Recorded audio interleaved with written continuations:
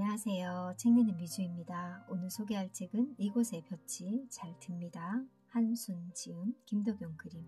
도시에서 4일, 시골에서 3일. 출판사는 나무생각. 저자 한순 지음, 1960년 충북 청주에서 태어났다. 시인, 에세이스트며 도서출판 나무생각 대표다. 2015년 문화체육부 장관 출판 공로상을 받았다. 첫 시집 내 안의 깊은 슬픔이 말을 걸 때와 함께 한순 노래모음 돌이 잘한다를 발매했다. 김덕용 그림, 서울대학교 미술대학 회화과 및 동대학원 동양화과를 졸업하였으며 국립현대미술관, 서울시립미술관, UAE 관광문화청 등의 작품이 소장되어 있다. 한국미의 고유한 특성을 나무와 자개를 사용하여 세계화시키고 있는 대표적 작가다. 계신 곳에 환한 볕이 깃드시길 바랍니다. 한순 2021년 5월 5일. 저는 이 책을 JW 팬클럽 회장님께 선물로 받았습니다. 이 책을 선물해 주신 회장님께 감사드리고 저자의 사인본이라 기분이 더 좋기도 했습니다. 이 책은 굉장히 따뜻한 느낌의 책이었고요. 그림 또한 마음에 들었고 저자의 마음이 많이 느껴지는 그런 책이었고 저자의 마음을 돌아보는 그런 책이지 않을까 하는 생각을 해봤습니다. 이곳에 볕이 잘 듭니다. 책 머리에 도시 생존의 터에서 생기를 잃어가던 한 사람이 시골 고향 같은 자연의 품에서 어떻게 회복되어 가고 균형을 찾아가는지에 대한 글이다. 누구나 피어나기 위해 태어났다는 것을 자연에서 체험하면서 하루하루 새롭게 살고 있다. 바라건대 가구점 여인처럼 문을 열고 기다리니 부디 눈 속으로 들어오시길. 차례 봄 이곳에 볕이 잘 듭니다. 여름 이제와 새삼. 가을 느림 속으로. 겨울 산 부추꽃. 진달래 꽃도장. 해마다 봄이면 입맛을 싹 잃어버린다. 대신 더욱 예민해진 감각으로 산이며 들판을 훑게 된다. 청소를 하다 한쪽 구석에서 커피를 마시기도 하고 커피잔을 들고 뜰로 나가 원추리 싹이 꽃대를 밀어 올리나 살피기도 한다. 그러면 그는 애가 타서 수나 착하지 차 막힌다 말을 걸어오기도 하고 그래 차 마시고 있어 거기 내가 청소할게 하며 나의 청소까지 돕는다. 그와 나는 동업자다. 동업자가 결혼을 한 것인지 결혼하여 동업자가 된 것인지 잘 모르겠다. 그는 나의 직장 파트너이므로 협조하고 화합해야 함에도 불구하고 나는 아내의 자리에 서서 아내 내가 왜 그런 걸 해야 하는데 싫어 피곤해 안 할 거야 하고 어이없는 행동을 하기도 한다. 청혼을 한 그가 미적거리고 있는 나에게 매일 저녁 찾아와 녹음한 음악 테이프와 시가 적힌 그림 엽서를 선물하던 시절이다. 부부가 되게 해준 그 시절의 애절한 마음은 이제 우리들 삶 이야기 뒤에 살짝 묻은 웃음으로 남아있다. 그 모습은 물감이 발해가는 모습 같기도 하고 한지로 바른 얇은 문이 한 겹씩 닫히는 것 같기도 했다. 진달래는 시간을 늘여놓는 꽃이다. 과거로부터 먼 미래 영계까지 이어진 꽃, 긴 시간이 지금도 사라지고 있음을 색으로 보여주는 꽃, 책과 음악을 이야기로 엮어 살짝 신화로 들어올리는 꽃이다. 허무와 그리움 사이에 핀 진달래는 과거와 미래 사이에 찍힌 흔들리는 꽃도장이다. 목련이라는 영화.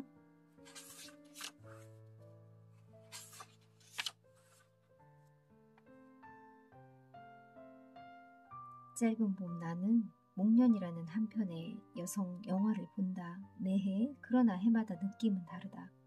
한때는 목련이 새초롬 한 채로 봉오리 상태에서 꽃은 피지 말았으면 좋겠다는 생각을 했고 한때는 활짝 벌어진 꽃잎에 내 얼굴이 붉어지기도 했다. 그러나 이쯤 나는 자신을 훌러덩 벗어버리고 시방을 만드는 모습에 오래 눈을 두게 된다. 싱그럽고 우아하고 때론 처절한 그러나 끝내 또다시 꽃피우는 여인의 삶을 떠올리며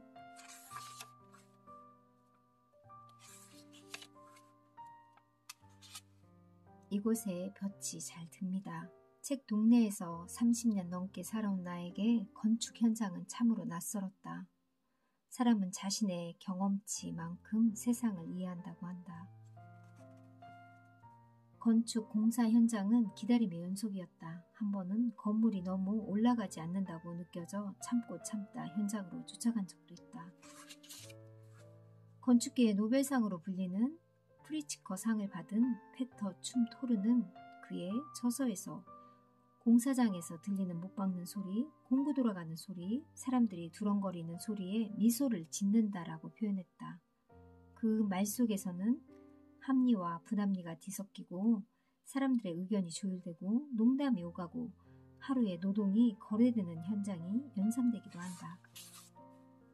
집을 3번 지어야 세상을 좀 안다는 세속의 말이 있다. 각자의 욕망 조절과 끊임없이 이어지는 이해와 도모, 낯선 사람들의 하루 밥벌이가 어우러져 현장은 이어진다.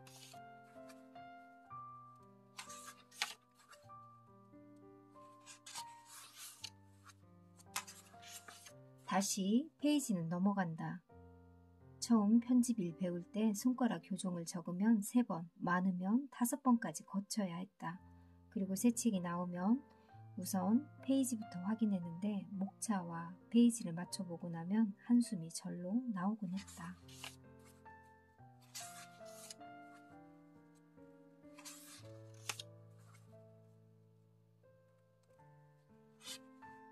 실버 시장이란 말이 이미 나와 있었지만 실제로 실버에 대해 깊이 생각하게 된 것은 바로 이쯤이었다. 실버 책을 만들겠다고 결심했다. 기존 출판사들과 차별화되고 우선 현재 내 삶에 가슴 뭉클이는 것을 꺼내는 것이 가장 진실하다고 생각했다.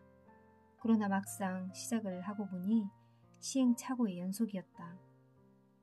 실패했던 책을 분석하고 구매 연령층을 조사하니 타깃이 불분명했다. 이 시점에 발간된 부모님이 살아계실 때 꼭 해드려야 할 45가지 역근이의 이야기이면서 나의 이야기, 편집부 직원들 그리고 독자들 모두의 이야기가 되었다. 45가지 중에는 가능하면 하루에 한 번 부모님께 전화 걸기가 있었다. 눈물을 찍어내며 교정을 보던 편집부 직원은 엄마한테 전화를 걸었다가 보기 싫은 선을 보게 되기도 했다.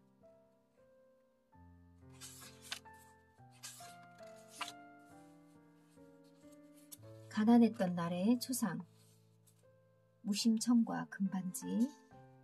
엄마는 1년 남짓 서울 외출을 꺼리셨다. 체력이 급격히 줄면서 엄두가 나지 않으셨던 모양이다.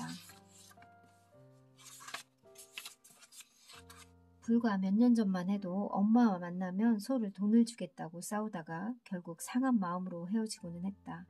그때마다 그냥 내 돈 좀 받아가면 내 마음이 편하잖아 하며 나는 엄마를 원망하기도 했다.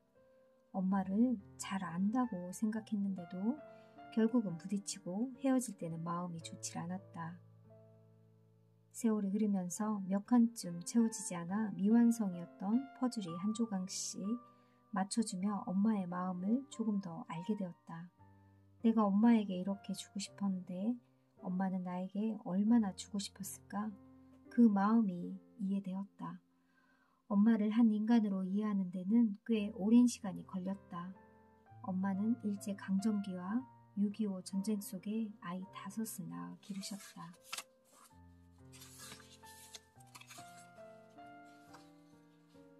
우리는 우리가 지구를 위해 정원사 역할을 하고 있다는 사실을 알고 살아왔을까? 우리는 숨을 내쉬면서 이산화탄소를 대기중으로 내보낸다. 이산화탄소는 식물의 성장을 촉진하며 지구 복사 에너지가 우주로 되돌아가는 것을 막아줌으로써 지구를 생명체들이 살기에 적당한 온도로 유지해준다. 그래서 우리가 숨만 쉬어도 지구의 사막화를 막아주고 있는 것이다. 여름, 이제와 새삼, 연꽃 피시었다. 저 뿌리게 복잡한 사정을 모르는 바 아니나 꽃 피는 소리 고요하다.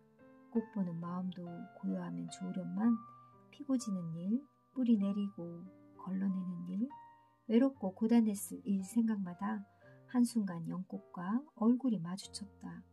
연꽃이 시침대고 맑게 웃는다. 나도 모르는 척 같이 웃었다.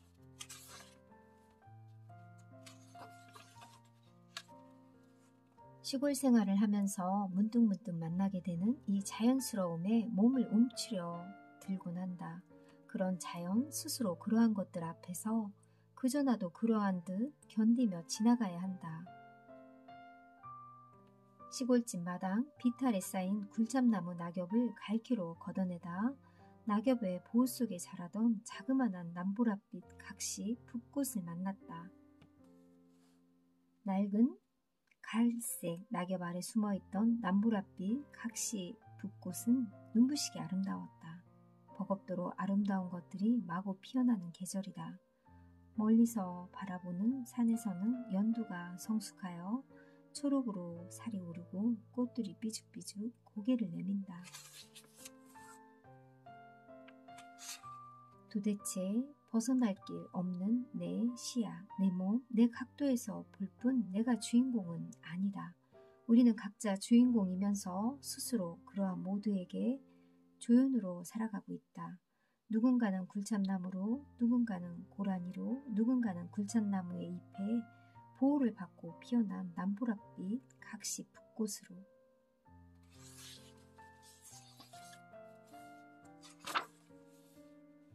초록이 마음껏 팔을 뻗은 산과 들을 달리며 내가 자란 옛집의 풍경을 떠올리며 보는 일은 흥미롭다.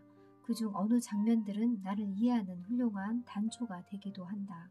나는 요즘 나를 알아가는 시간에 많은 비중을 두고 있다. 나와 나 사이가 좋아야 행복할 수 있다는 느낌이 들었기 때문이다. 우리는 흔히 주변에 의해 많은 지배를 받고 사는 것 같지만 주변을 받아들이는 스스로의 프리즘에 더 많은 영향을 받는 듯하다. 그러니 문제는 나 자신이고 나를 알기 위해서는 자라온 환경을 살피는 것이 우선일 것이다. 저는 이 저자의 방금 한 문장이 너무나 와닿고 좋은 문장이라는 생각이 들었습니다.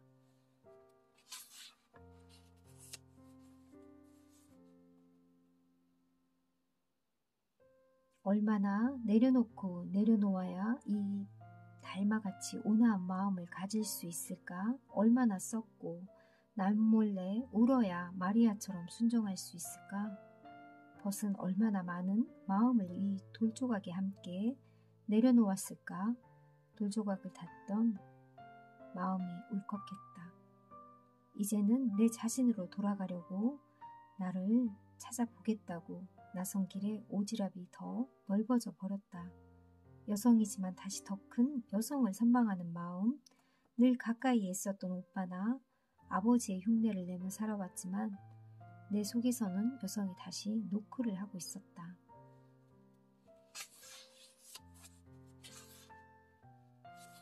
엄마의 수묵화. 아버지가 돌아가시고 엄마가 오빠 집으로 들어가기 위해 그동안의 살림을 정리할 때였다. 친정집 된장을 유난히 좋아하는 나에게 엄마는 간장 한 병과 된장 한 통을 보내셨다. 이 간장과 된장이 엄마의 살림의 마지막을 알리는 편지 같아 가슴 한쪽이 싸했다. 나는 안다.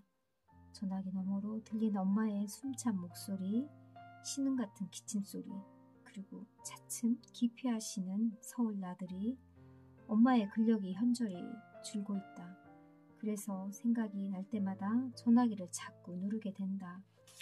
밥 먹다가 불쑥, 차를 타고 가다가도 불쑥, 전화를 하면 엄마의 목소리가 높아진다.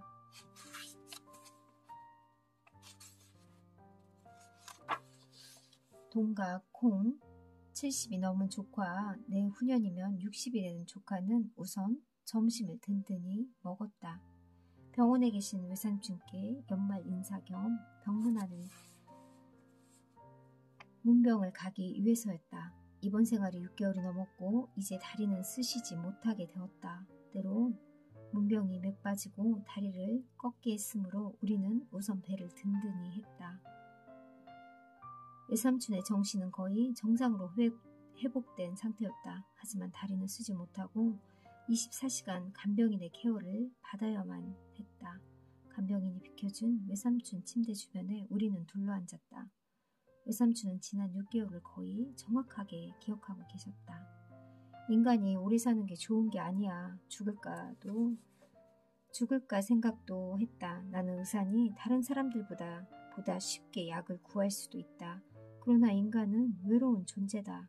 부부 중 한 사람이 떠나면 남은 한 사람이 너무 외롭다. 그리고 누구의 아버지가 혹은 남편이 자살로 상을 마감했다는 소리는 참 듣기 힘든 소리다.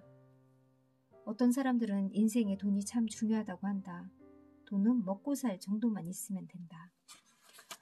안녕하세요. 어떻게 지내셔요? 정도의 인사나 나누는 사이는 아무 소용이 없다. 만나면 야 오늘 밥은 네가 사. 옛날에 네가 나한테 이렇게 했잖아 하며 쓸데없는 소리 나눌 정도가 되어야 그 밥이 맛있는 거다. 나이가 들수록 다리 운동, 걷는 운동을 꼭 해야 한다. 그래야 몸을 움직일 수가 있다. 너무 애쓰지 말아라. 그래도 노력은 해야지. 나는 중학교 때 학업을 중단했다. 그 후 혼자 계속 공부해서 의대를 나오고 보건대학원을 나오고 박사 학위도 땄다. 나는 행복한 사람이다. 모든 생명은 간다. 저 식물도 한때 화려한 꽃을 피우고 나면 사그라든다. 외삼촌은 힘을 다해 조카들을 향해 이야기를 하셨다. 외삼촌이 웃으셨다. 치료 시간이 다가왔다. 어설프게 미안하게 또 서로 작별 인사를 나눴다. 한 해가 며칠 남지 않았다. 외삼촌과 함께한 이 시간이 어떤 경전을 읽는 시간보다 진실하고 담백하고 쓸쓸했다. 외삼촌의 이야기가 정말 어떠한 책보다 더 와닿고 감동이라는 생각이 저도 이 부분을 읽고 들었습니다. 다음 부분은 2부에서 소개할게요. 감사합니다.